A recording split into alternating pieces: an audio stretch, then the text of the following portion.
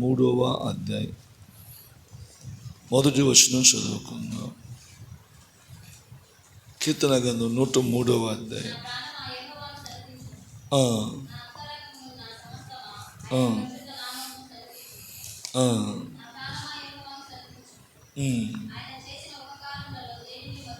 చాలమ్మా. దేవుడి యొక్క వాక్యం ఏం చెప్తుందంటే మనతో ఈరోజు ఆయన చేసిన ఉపకారాల్లో దేనిని మనము మర్చిపోకూడదు.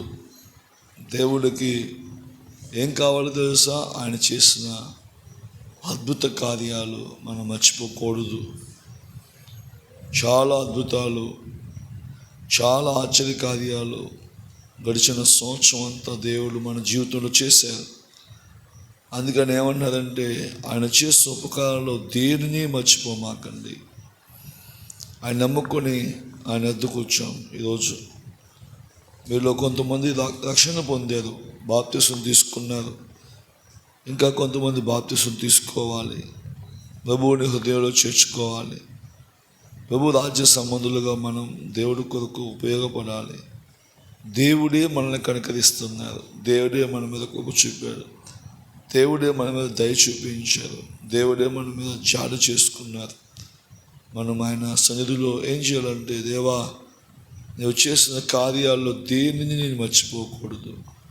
కీర్తన గ్రంథంలో నుంచి 119వ అధ్యాయం 119వ అధ్యాయం నుంచి దేవుడు తెలియజేస్తున్న మాటను మనం గుర్తించినట్లయితే, దేవుడు ఒక మాట తెలియజేస్తున్నారు. ఇక్కడ 27వ వచనం చదువుకుందాం.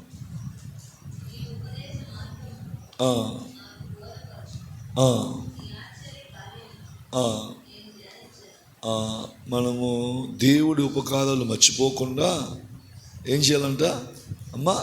ధ్యానించాలి.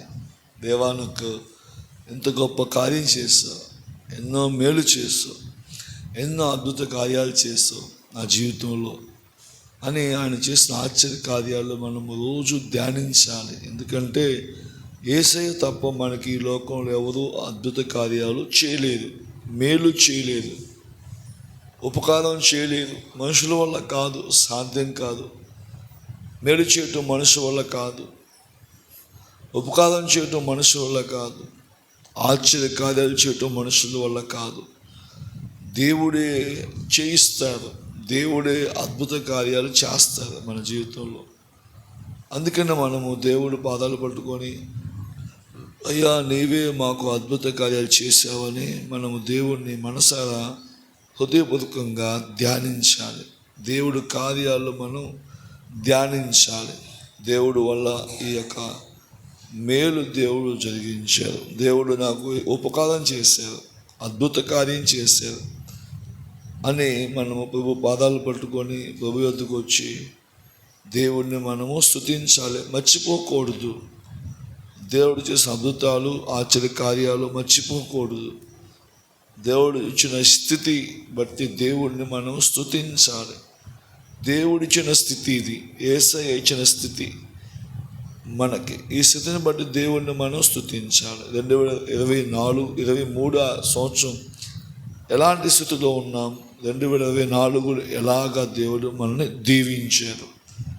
పోయిన సంవత్సరం కంటే ఈ సంవత్సరం మనకి ఎన్నో అద్భుతాలు చేశారు. పోయిన సంవత్సరం కంటే ఈ సంవత్సరం ఎన్నో ఆశ్చర్య కార్యాలు చేశారు.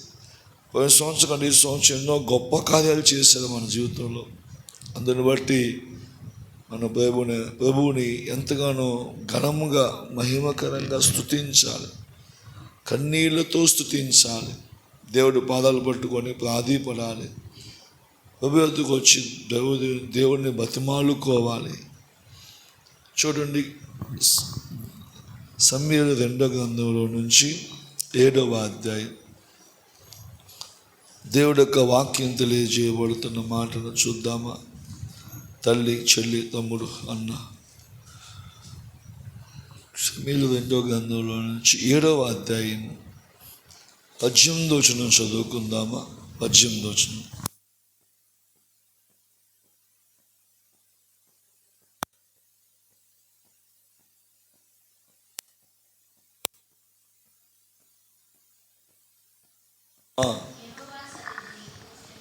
ఆ,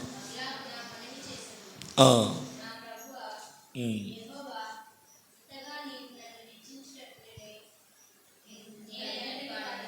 ఆ. చాలమ్మా. దేవుడి యొక్క భక్తుడు దావీదు గారు అయితే దేవుడి యొక్క సన్నిధిలోకి వెళ్ళి అంటున్నారు, దేవా నన్ను ఎంతగా ఇచ్చించు, నేనెంతటి వాడిని, నా కుటుంబం ఏ పాటిది ప్రభువా అని స్తుతిస్తున్నాడు దావీదు గారు. కీర్తన గ్రంథంలో చూడండి, ఒక అధ్యాయంలో మనం చూస్తే ఇక్కడ దావీదు గారు ఒక మాట అంటున్నారు. కీర్తన గ్రంథంలో నుంచి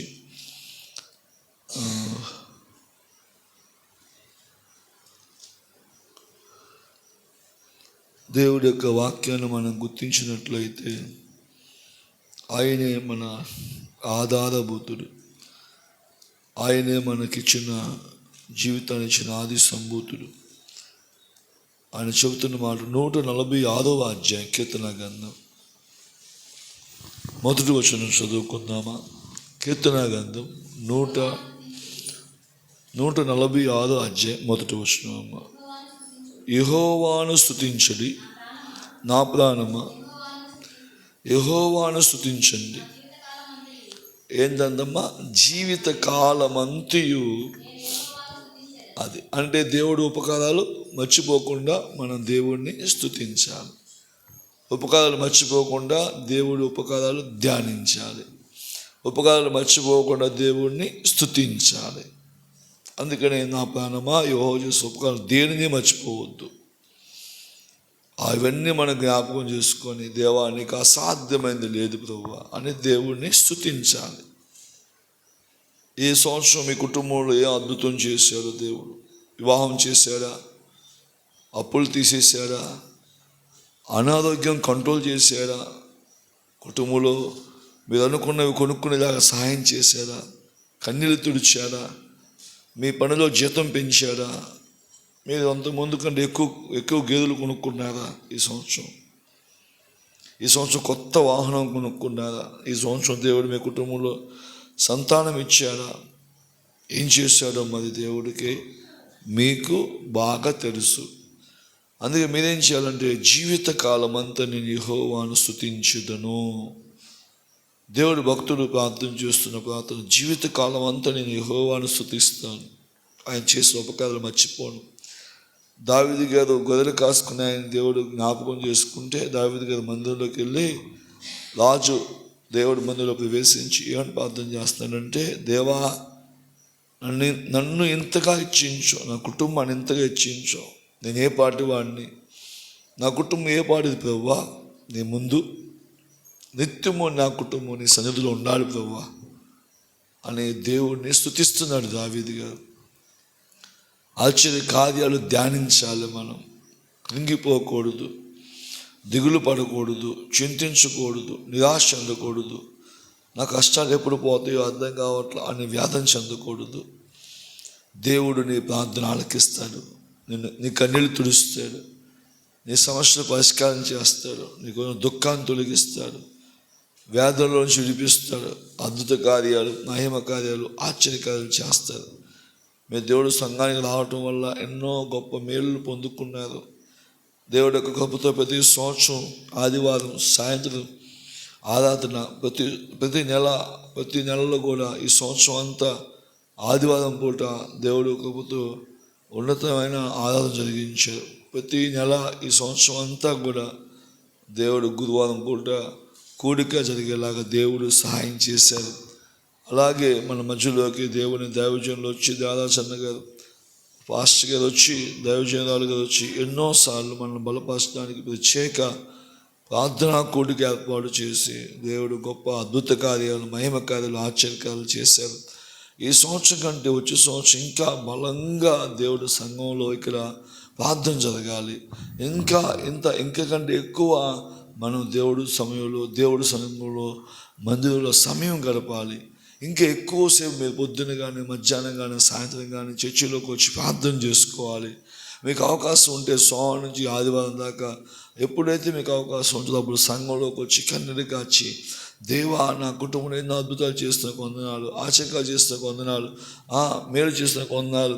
నేను జీవితకాలం అంతా నేను స్తుతించాలి, నువ్వు చేసిన ఆచకాలు ధ్యానించాలి అని మనము సంఘంలోకి వచ్చి దేవుడు చేసిన కార్యాలు జ్ఞాపకం చేసుకుని దావీదు గారిలాగా ప్రార్థన చేసుకోవాలి. కృంగిపోకూడదు. ఏంటా ఈ పరిస్థితి దిగులు పడకూడదు. ప్రభు ఈ ప్రాంతంలో ఉన్న అనేకుల్ని సంఘాన్ని నడిపిస్తారు, ఆకర్షిస్తారు. ఆయనకు అసాధ్యమైనది లేదు. మీరు ప్రార్థన చేస్తే ఈ సంఘంలోంచి ప్రార్థన వెళ్తుంటే దేవుడు సంఘంలోకి వచ్చి అనేకుని సంఘంలోకి ఆకర్షిస్తాడు. సత్యం తెలియని వాళ్ళకి ఇక్కడ నడిపిస్తాడు, గమ్యం తెలియని వాళ్ళకి ఇక్కడ నడిపిస్తాడు, చనిపోతే ఏమవుతామో తెలియని వాళ్ళకి ఇక్కడ నడిపిస్తాడు. అందుకని మనం ఏం చేయాలంటే మన జీవితంలో దేవుడు చేసే ఉపకారం ఇది. నా జీవితంలో నేను దేన్ని మర్చిపోకుండా నా దేవుడిని స్తుతించాలి.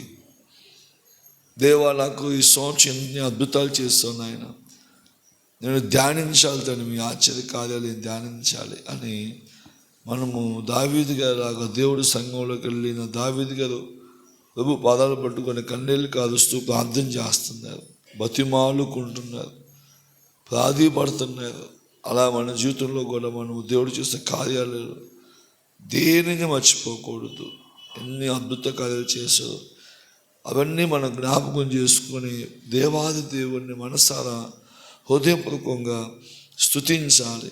ప్రభు గొప్ప కార్యాలు చేస్తారని ధైర్యంగా స్తుతించాలి, ధైర్యంగా స్తుతించాలి. నా దేవుడు ఎన్ని అద్భుతాలు చేయడానికి ఆయన ఒక్కడే కారకుడు, ఆయన ఒక్కడే అద్భుతం చేయగలడు, ఆయన ఒక్కడే ఆశ్చర్యకార్యం చేయగలడు. ఆయనకే సాధ్యం, ఆయన వల్లే సాధ్యం, ఆయనలోనే సాధ్యమని మనం దేవుణ్ణి వా ఎంతగా ఇచ్చించావా తండ్రి, ఎంతగా నా కుటుంబాన్ని జ్ఞాపకం చేసుకున్నావా అని మన జీవితంలో ప్రభువుని నిత్యము స్తుతించాలి. ఆశ్చర్య కార్యాలను బట్టి స్తుతించాలి, మర్చిపోకూడదు. దేవుడికి ఇష్టం లేనిది మనం దేవుడు చేసిన కార్యాలు మర్చిపోతే దేవుడికి ఇష్టం ఉండదు. అందుకని మనం ఏం చేయాలంటే నా ప్రాణమా ఆయన సన్నతించుము, నా అంతరంగంలో నా సమస్తమా ఆయన చేసే ఉపకారములు దేనిని మర్చిపోకుండా దేవుడు నాకు ఈ భాగ్యాన్ని, దేవుడు నాకు ఈ ధన్యతను ఇచ్చాడని మనం ఏం చేయాలంటే ప్రభువుని స్తుతించాల్సిన వారమై ఉన్నాము. కానీ కృంగిపోకూడదు, దేవుడి కోసం జీవించాలి. మార్కు సువార్త చూడండి, బైబిల్ గ్రంథంలో నుంచి 5వ అధ్యాయం మార్కు సువార్తలో ఒక మాట రాయబడి ఉంది. దేవుడు ఒక వాక్యం తెలియజేయబడుతున్న సత్యం ఏంటంటే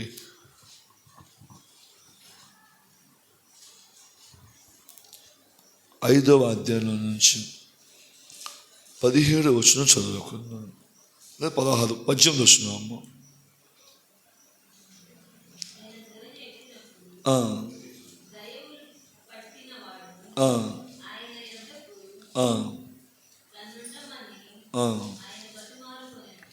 యేసు యొద్దకు వచ్చాడు అన్నమాట.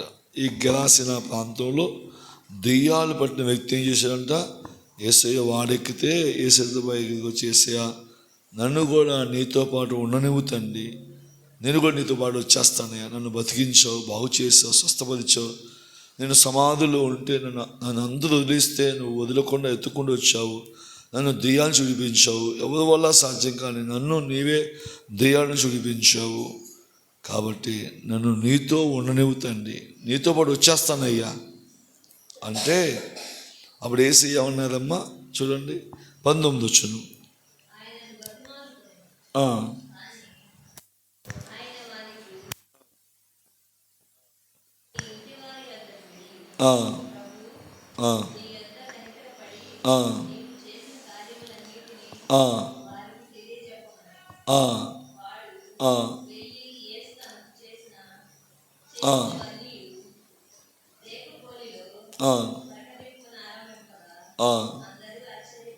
చూసారా, నాతో ఉంటానని వస్తే యేసయ్య అన్నది లేదు, నీ ఇంటికి వెళ్ళు, అందరికీ నేను చేసిన ఆశ్చర్య కార్యం చెప్పు, అద్భుత కార్యం చెప్పు అనగానే వెళ్ళిపోయి చాలా ప్రాంతాలకు వెళ్ళి, వారింటికే కాదు చాలా ప్రాంతాలకు వెళ్ళి, ఇదిగో నేను సమాధిలో ఉండేవాడిని, మా ఇంట్లో వాళ్ళు వచ్చి ఇంటికి తీసుకెళ్తే గొలుసులు తెంచేసుకునేవాడిని, రాళ్ళతో కొట్టేవాడిని, రాళ్ళతో కొట్టుకునేవాడిని, తిండి ఉండేది కాదు, నిద్ర ఉండేది కాదు, వర్షం వస్తే తడిచేవాడిని, ఎండ వస్తే ఎండేవాడిని. అలాంటి నా యొద్దకి వెతుక్కుంటూ యేసే వచ్చారు. నాలో కొన్ని వేల దెయ్యాలు, అంటే సైన్యమంతా దెయ్యాలు ఉంటే దేవుడు విడిపించి నాకు అద్భుత కార్యం చేశారు. ఈ సంవత్సరం నాకు మంచి ఆరోగ్యం ఇచ్చారు. నేను లేచి మా ఇంటికి వెళ్తున్నాను అని చెప్పి అన్నింటికి వెళ్ళి అనేక చోట్లకి వెళ్ళి ఇదిగో ఈరోజు నేను ఇలా ఉన్నానంటే కారణం దేవుడు చేసిన ఆశ్చర్య కార్యాలు. చూసారా, అద్భుత కార్యాలు. గమనించండి, బైబిల్ గ్రంథం చెబుతున్న మాటను ఆలోచించండి. అందుకని మనం ఏం గుర్తించాలంటే, ఈరోజు ఈ సంవత్సరం చాలామంది చనిపోయారు, జనవరి నుంచి డిసెంబర్ దాకా. మీకంటే చిన్న వయసులో వాళ్ళు క్యాన్సర్ వచ్చింది, మీకంటే చిన్న వయసులో వాళ్ళు ఐసీయూలో ప్రాణంతో కోమలో కొట్టుకుంటున్నారు. కానీ దేవుడు మీకేం చేశాడు తెలుసా? ఆశ్చర్య కార్యాలు చేశాడు, అద్భుత కార్యాలు చేశాడు, ఎన్నో మేలు చేశాడు. సంఘం ద్వారా, సంఘంలో వాక్యం చేత మిమ్మల్ని బలపరిచారు. సేవకుల ప్రార్థన చేత మీకు ఎన్నో కీడు తప్పించి, ప్రమాదం తప్పించి, అపాయం తప్పించి, విపత్తు తప్పించి మేలు చేశారు. మీ కుటుంబంలో మీకు అవకాశం ఉంటే దేవుని సేవకుని పిలిచి మీరు ప్రార్థన పెట్టించుకోవచ్చు. మీరు తెలియజేస్తే రాజేష్ తమ్ముడు ఆలోచించి ఒకరోజు మీకు చెప్తారు. ఆ రోజు మీ ఇంట్లో ప్రార్థన పెట్టించుకోవటం మీకు ఎంతో ఆశీర్వాదకరం. మీ ద్వారా అనేకులకు సువార్త వినిపించాలి. ఎందుకంటే దేవుడు గడిచిన కాలం అంతా మిమ్మల్ని కాపాడినందుకు దేవుడికి మనమే ఇవ్వలేదు, కానీ దేవుడి కోసం మనం జీవించడానికి, ఒక్కడికైనా సువార్త వినిపించడానికి, దేవుడి అద్భుత కార్యాలు కుటుంబంలో చేయటానికి, ఆశ్చర్యకార్యాలు చేయటానికి, ఇంకా మహిమ కార్యాలు చేయటానికి, ఇంకా గొప్ప కార్యాలు చేయటానికి మనం దేవుడి యొక్క నామంలో సంఘం ద్వారా ఇంట్లో ప్రార్థన పెట్టించుకోవటం వల్ల అనేక అద్భుత కార్యాలు మీ కుటుంబంలో గొప్పగా జరిగినట్టుగా, ఈ సంవత్సరం జరిగినట్టుగా వచ్చే సంవత్సరం కూడా ఇంతకంటే రెట్టింపు జరగటానికి దేవుడు కృప చూపుతాడని మనం భయపడకుండా గుర్తించాలి. దేవుడి కోసం జీవించాలి. లూకా సువార్త చూడండి సహోదరి సహోదరుడా. లూకా సువార్తలో నుంచి ఒక మాట చదువుకుందామా? సర్వాధికారి అయిన దేవుడు మనల్ని ప్రేమించి 17వ అధ్యాయంలో నుంచి, లూకా సువార్త 17వ అధ్యాయంలో నుంచి 15వ వచనం చదువుకుందామా?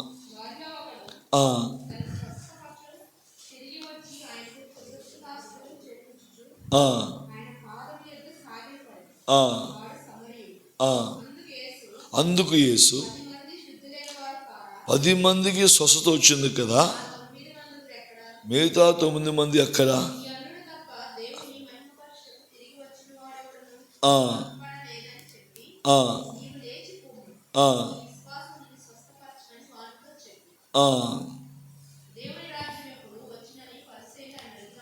చాలమ్మా, దేవుడి యొక్క వాక్యం చూడండి. 10 మంది వచ్చి, యేసయ్య మాకు కుష్ఠరోగం ఉంది, మమ్మల్ని ఇంట్లో వాళ్ళు వెలివేసేసారు, ఊరు బయటికి వెళ్ళిపోయాము, కంటికి కనిపిస్తే రాళ్ళతో కూడా చంపేస్తారు, అయ్యా కుష్ఠరోగం అయ్యా, 10 మంది అయ్యా, అయ్యా కరుణించయ్యా, దావీదు కుమారుడు యేసుకాయ అని అడిగారు. యేసయ్య అన్నారు, మీరు వెళ్తూ ఉండగానే మీకు బాగైతే అనగానే వెళ్తూ ఉండగానే 10 మందికి కుష్ఠరోగం తగ్గింది, 10 మందికి ఆరోగ్యం వచ్చింది, 10 మంది గొప్ప స్వస్థత పొందారు. కానీ ఒక్క ఆయన మాత్రం ఏం చేసేది తెలుసా? ఆయన ఉపకారాలు మర్చిపోలేదు, ఆయన ఆశ్చర్య కార్యాలు ధ్యానించి పరిగెత్తుకుంటూ, దేవా తండ్రి తండ్రి తండ్రి, యేసయ్యా దావీదు కుమారుడు యేసు నన్ను స్వస్థపరిచినందుకు వందనాలు, స్తోత్రాలు వందనాలు, స్తోత్రాలు స్తోత్రాలు అని దేవుణ్ణి మహింపరుచుకుంటూ పరిగెత్తుకుంటూ యేసు ఎదుగుకు వచ్చాడు. మనము వీళ్ళ వలె దేవుడు చేసిన అద్భుత కార్యాలు మర్చిపోకూడదు, ఆశ్చర్య కార్యాలు మర్చిపోకూడదు. నా ప్రాణం ఆయన చేసే ఉపకారములో దేనిని మర్చిపోకూడదు. నిన్ను దేవుడు మర్చిపోకుండా స్తుతిస్తే ఇంకా అద్భుతాలు చేస్తాడు. నువ్వు స్తుతించడానికి, ఇష్టపడటానికి, దేవా ఒకప్పుడు నా స్థితి ఎలా ఉందయ్యా, ఈరోజు నీవే నన్ను ఇలాగ ఇచ్చించావు, ఒకప్పుడు నా పరిస్థితి అలాగుందయ్యా, కానీ నీవే నా కుటుంబంలో కూతురు వివాహం జరిగించావు, కొడుకు వివాహం జరిగించావు, యతపరిచావు, మేలు చేశావు, ఎన్నోసార్లు అనారోగ్యం వస్తే, గ్యాస్ ప్రాబ్లం వస్తే స్వస్థపరిచావు, ఎన్నో కష్టాలు వస్తే స్వస్థపరిచావు. ఎన్నోసార్లు కంటికి ఆపరేషన్ చేసి స్వస్థపరిచావు. ఎన్నోసార్లు కడుపులో కిడ్నీలో రాళ్ళు ఉంటే స్వస్థపరిచావు తండ్రి. నా కుటుంబంలో ఎన్నో ఈ నెలంతా, ఈ సంవత్సరం జనవరి, ఫిబ్రవరి, మార్చి, April, May, June, July, August, September, October, November, December చివరి ఆదివారం ఈరోజు. ఈ సంవత్సరం 2024 జనవరిలో మొదటి ఆదివారంలో ఇక్కడ ప్రార్థన జరగడానికి దేవుడు కృప చూపించారు. అప్పుడు మీలో చాలామంది వచ్చారు. ఈ చివరి ఆదివారంలో నుంచి మనం కొత్త సంవత్సరంకి వెళ్ళబోతున్నాం. కాబట్టి మీరేం చేయాలంటే అన్నీ గుర్తించుకోండి. ఎన్ని చేశాడు దేవుడు మేలు, ఎన్నిసార్లు కాపాడారు, ఎన్నిసార్లు అద్భుతాలు చేశారు, ఎన్నిసార్లు మిమ్మల్ని కనుకరించారు, ఎన్నిసార్లు ఆశ్చర్యకార్యాలు చేశారు, ఎన్నిసార్లు మీకు మేలు చేశారు.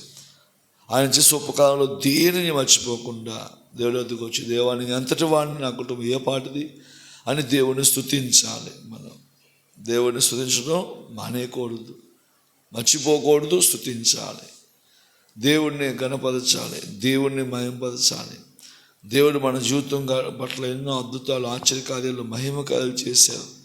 మనం కృంగిపోకుండా, నిరాశ అందకుండా ప్రభు తిరిగి ప్రభు పాదాలు పట్టుకొని ప్రాధిపడి, దేవా ఇన్ని అద్భుతాలు చేస్తావు నా జీవితంలో, ఇన్ని ఆశ్చర్యకాలు చేస్తావు నా జీవితంలో, నేను మీకోసం జీవించాలి. నా కూతురు, కొడుకు, అల్లుడు, కోడలు, మనవడు, మనవరాలు అందరూ కూడా మీకోసం జీవించాలి. మిమ్మల్ని హృదయంలో చేర్చుకోవాలి. మీ పాదాలు పట్టుకొని ప్రభు ఎదుట ప్రాధిపడాలని చెప్పి మనము దేవుడు చేసే ఉపకారంలో దేనిని మర్చిపోకుండా, ఆయన చేసే ఉపకారం దేనిని మర్చిపోకూడదని మనం దేవుడిని స్తుతిద్దాం, ఆశ్చర్యకార్యాలు ధ్యానిద్దాం. అటు కృప దేవుడు మనకి దయచేయునుగాక. ఆమేన్. ఆమేన్. ప్రార్థన చేసుకుందాం.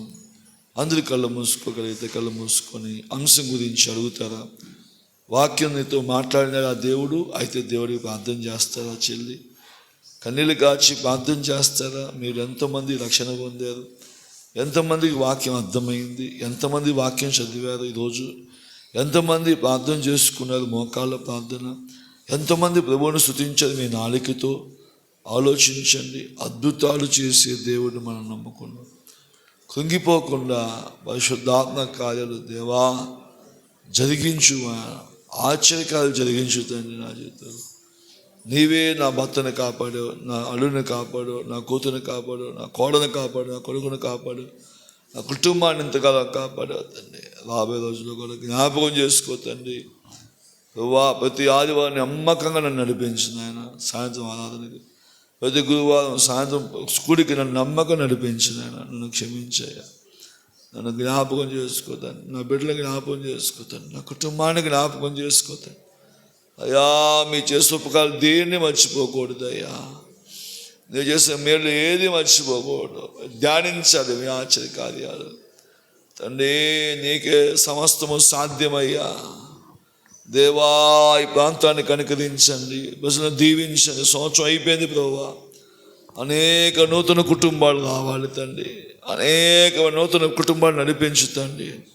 అనేకులతో మాట్లాడు, యవనస్తులతో మాట్లాడు, అడవేసులతో మాట్లాడు, స్త్రీలతో మాట్లాడు, వృద్ధులతో మాట్లాడు, బంధకాలు తెంచివేసి ఆకర్షించుతండి.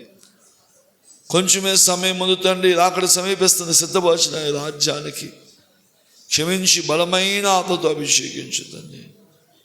పరిశుద్ధుడా, గొప్ప దేవా, శక్తివంతుడా, సజీవుడా, బలవంతుడా, నీవే కృప చూపించి మహిమ తెచ్చుకోమని యేసు నామములో అడుగుతున్నాము తండ్రి. ఆమేన్.